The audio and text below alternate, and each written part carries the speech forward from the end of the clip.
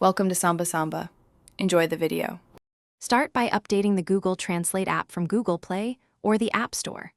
Updating ensures new voice options and bug fixes are available. Make sure you have internet to stream voices or download offline voice data for playback.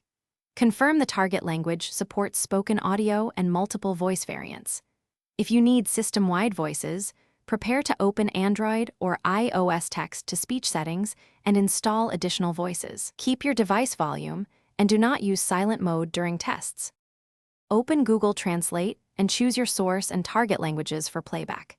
Enter text or use the microphone and tap the speaker icon to play the translation.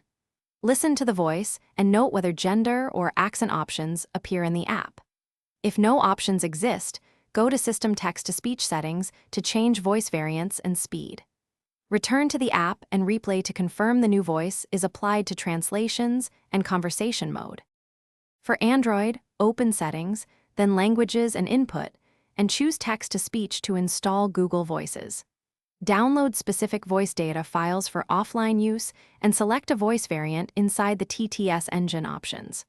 For iOS, adjust the spoken content or Siri voice and accessibility to change the system voice used by apps. If voices fail to update, clear the app cache, force stop, or reinstall Google Translate and restart your device to resolve persistent issues. Thanks for watching. Consider subscribing if we helped you.